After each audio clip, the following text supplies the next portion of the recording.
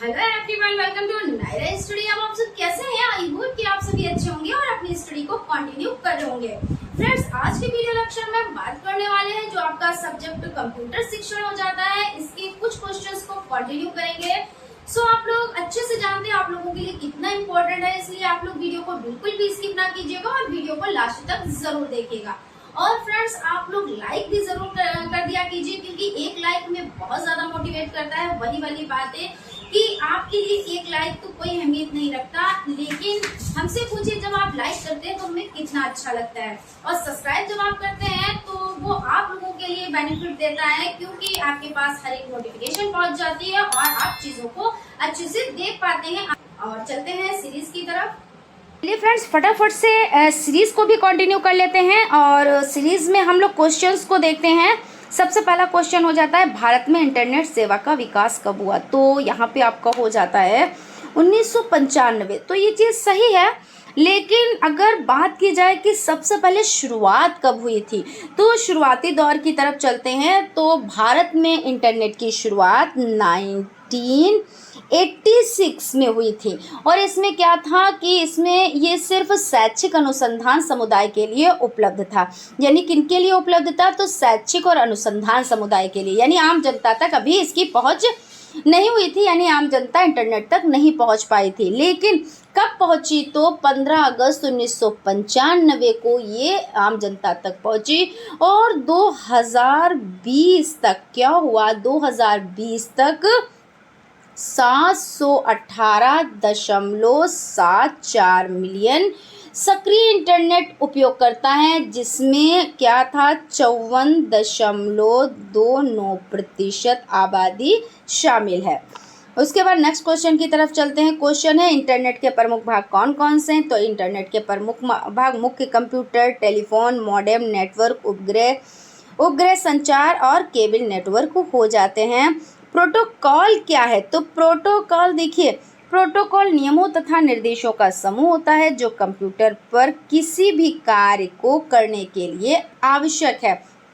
यानी क्या है, जो नियम और निर्देश दिए जाता है। ऐसा नहीं है कि आपने कीबोर्ड से किया और तुरंत, लेकिन इसमें क्या है, नियम और निर्देश दिए जाते हैं तभी वर्क हो पाता है। वो बात अलग की है, सेकेंडों में, उससे भी कम टाइम लगता है, लेकिन क्या होता है कि निर्देश दिए जाते हैं। तो प्रोटोकॉल नियमों और निर्देशों का समूह हो जाता है। ठीक है। उसके बाद है नेक्स्ट क्वेश्चन, शिक्षा रेडियो की विशेषता क्या है? तो भाई अधिगम से सरलता। तो जो सीख रहे हैं उससे सरलता, भाई जब हम सीखेंगे तो हमको चीज़ें क्या है, सरलता से प्राप्त होंगी। हम सरलता से चीज़ों को जानेंगे, समझेंगे, यही तो है ना। पहुँच में आसान कोई चीज़ है और वो हमको क्या है, आसानी से उपलब्ध हो रही है। तो यहाँ पे यही हो जाता है कि शिक्षा रेडियो की विशेषता ये कि पहुँच में आसान था, सीधे अनुदेशन था, यानी सीधे अनुदेशन है, विचार शक्ति में वृद्धि और प्रेरणात्मक सुधार हो जाता है। शैक्षिक दूरदर्शन के कोई दो उद्देश्य लिखिए। भाई बहुत सारे उद्देश्य, यहाँ पे दो उद्देश्यों को समझ लेते हैं। शिक्षार्थियों द्वारा नवीन विचारों को ग्रहण करना, बालकों द्वारा प्राणी तथा वन्य जीव में रुचि लेना।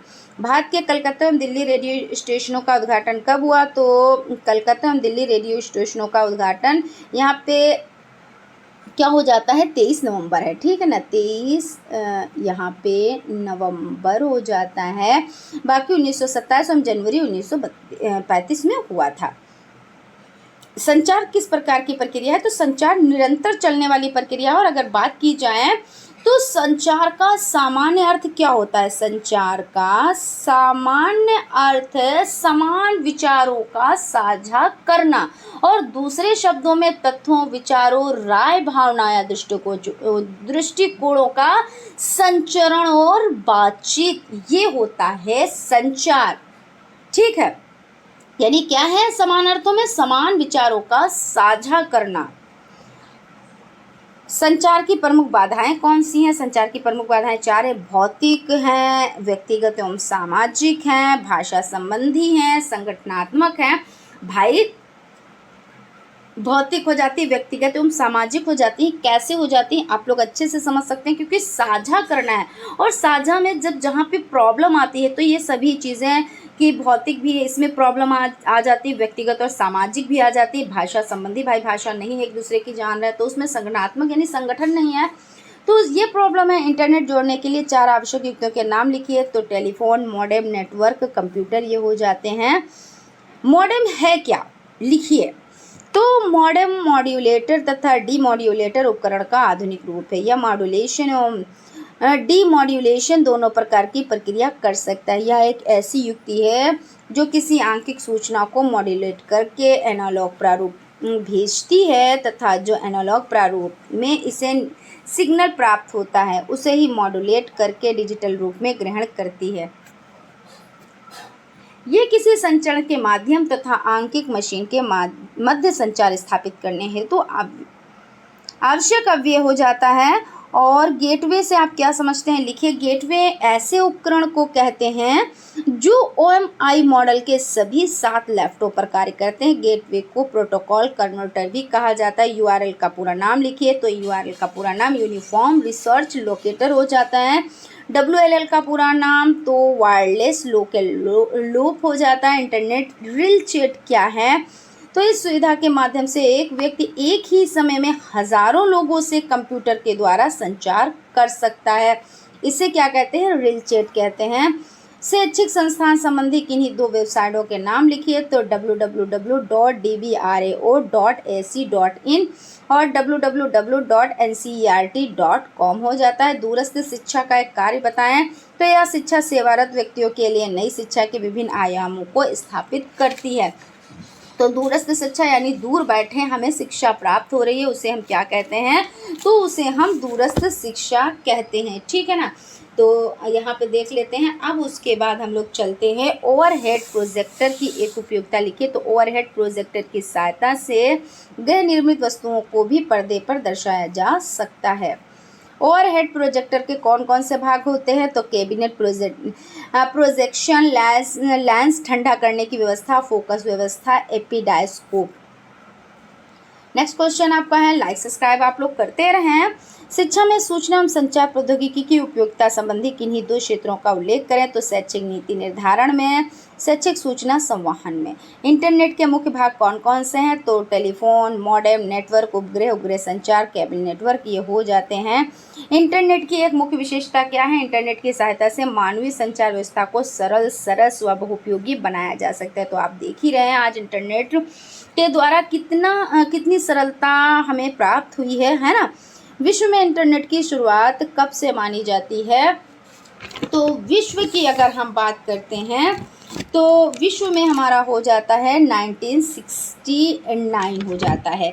ठीक है। तो यहाँ पे आपका हो जाता है, उसके बाद आपका हो जाता है इंटरनेट की शुरुआत कब से मानी जाती है, विश्व में इंटरनेट की शुरुआत 1969 से मानी जाती है। उसके बाद नेक्स्ट आपका हो जाता है इंटरनेट का एक कार्य बताएं। तो विश्व के समस्त कार्य क्षेत्रों से जुड़ी जानकारियों को उपयोगकर्ताओं की खोज पर त्वरित प्राप्त करना। कंप्यूटर सिस्टम के अंग कौन कौन से हैं, कंप्यूटर सिस्टम के निम्नलिखित 5 प्रमुख अंग होते हैं। Computer data, computer hardware, computer प्रयोगकर्ता, कंप्यूटर सॉफ्टवेयर, गाइडलाइंस एवं विधियाँ। टेली कॉन्फ्रेंसिंग के कितने प्रकार होते हैं, तो टेली कॉन्फ्रेंसिंग के प्रकार audio conference, video conference, computer conference ये हो जाते हैं। शैक्षिक रेडियो को संक्षिप्त में समझाएं। रेडियो द्वारा नियमित रूप से विद्यालय की विभिन्न कक्षाओं के छात्रों के शैक्षिक कार्यक्रम प्रसारित किए जाते हैं। रेडियो द्वारा प्रसारित इसको ही शैक्षिक रेडियो की संज्ञा दी जाती है। स्मार्ट क्लास से आप क्या समझते हैं, तो स्मार्ट क्लास आपके हो जाते हैं, स्मार्ट क्लास जो हो जाते हैं वो कक्षाओं से हमारा तात्पर्य उन नवीन शिक्षण प्रक्रियाओं से है जहां शिक्षा प्रदान करने के लिए किसी विद्यालय भवन की कोई ज़रूरत ही नहीं होती है। यहाँ तो मात्र नए नए तकनीकी साधनों द्वारा शिक्षा प्रदान कराई जाती है। इस शिक्षा के माध्यम से टेलीफोन, टेलीकॉन्फ्रेंसिंग, कंप्यूटर, इंटरनेट हो जाते हैं। तो स्मार्ट कक्षाएं ये हो जाती हैं जहाँ नई नई तकनीकी का प्रयोग किया जाता है। सूचना के 2 गुण बताएं। सूचना के 2 गुण शुद्धता और अर्थपूर्ण हो जाता है। कम्युनिकेशन शब्द की उत्पत्ति लैटिन भाषा के किस शब्द से हुई है, तो यहाँ पे आपका हो जाता है संचार को अंग्रेजी में कम्युनिकेशन कहते हैं। कम्युनिकेशन शब्द की उत्पत्ति लैटिन भाषा के कम्युनिस शब्द से मानी जाती है जिसका अर्थ है सामान्य बनाना। छात्रों के उपयोग के लिए पुस्तकों की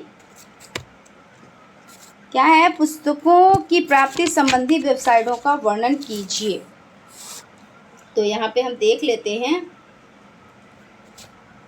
पुस्तक संबंधी वेबसाइट www.bookonline.com हो जाता है, और यहाँ पे www.esmarts.com/books www.fabmart.com, और आपको हो जाता है www.amazon.com हो जाता है।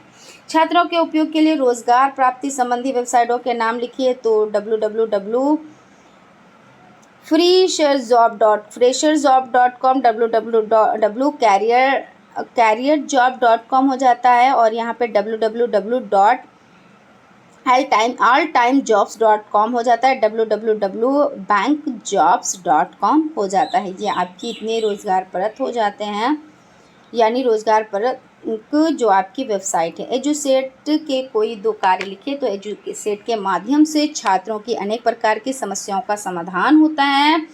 एजुसेट उपग्रह के माध्यम से प्राथमिक स्तर के विद्यार्थियों को प्रभावी शिक्षा प्रदान किया जाता है। प्रसार भारती की स्थापना कब हुई? तो प्रसार भारती की स्थापना 23 नवंबर 1997 को मानी जाती है। प्रिंटर क्या है? प्रिंटर एक प्रकार की इलेक्ट्रोमैकेनिकल युक्ति है जो बाइनरी कोड के आंकड़े प्राप्त करती है तथा इसको कागज पर छापती है। प्रिंटर क्या है? प्रिंटर दो प्रकार के होते हैं, यानी प्रिंटर कितने प्रकार के होते हैं? प्रिंटर दो प्रकार के होते हैं, इम्पैक्ट प्रिंटर और डॉट मैट्रिक्स प्रिंटर। स्मृति क्या है? कंप्यूटर में किसी भी निर्देश, सूचना अथवा परिणाम को संचित करने के लिए प्रयोग की जाने वाली युक्ति स्मृति कहलाती है।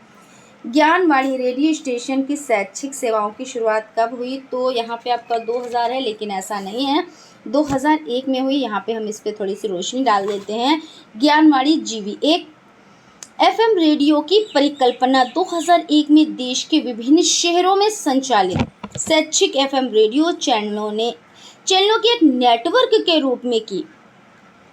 शिक्षक अधिनियम प्रक्रिया को बढ़ाने और पूरक बनाने के उद्देश्य से प्रत्येक जीवी स्टेशन की सीमा लगभग 60 किलोमीटर, कितनी? तो लगभग 60 किलोमीटर है। ये आसपास की सीमा के 60 किलोमीटर और आसपास की ग्रामीण क्षेत्रों सहित पूरे शहर कस्बे को कवर करता है। ठीक है, अब यहाँ पे चलते हैं नेक्स्ट क्वेश्चन की तरफ। आप लोग लाइक सब्सक्राइब करते रहें फ्रेंड्स। संचार की कोई दो विशेषताएं बताएं। तो स्पष्टता का सिद्धांत, यानी ध्यानाकर्षण का सिद्धांत। शैक्षिक दूरदर्शन को संक्षेप में क्या कहा जाता है? ETV कहा जाता है। पैकेजेस का क्या अर्थ है? जब कोई व्यक्ति, संस्थान या कंपनी अपनी सूचनाओं आदि को व्यवस्थित रूप से जिस माध्यम से सुरक्षित एवं व्यवस्थित करती है या पैकेजेस कहलाती है। पैकेजेस के प्रकार बताएं। Word processor, presentation package, worksheet package, database आदि। MS आउटलुक क्या है? यह माइक्रोसॉफ्ट की तरह से पेश किया गया एक इंफॉर्मेशन मैनेजर है। MS एक्सेल की एक वर्कशीट में कितने कॉलम व रो होते हैं? तो एक वर्कशीट में 16,384 कॉलम व आपका यहाँ पे हो जाता है, ये आपका यहाँ पे आप देख सकते हैं 10,48,576 रो हो जाते हैं। ठीक है।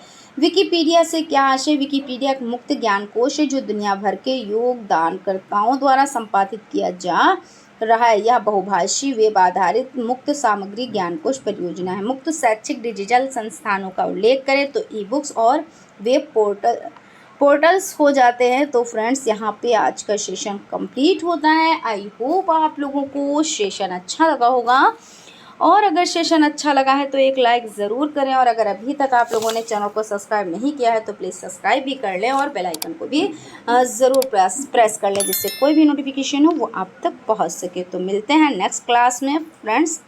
Thank you.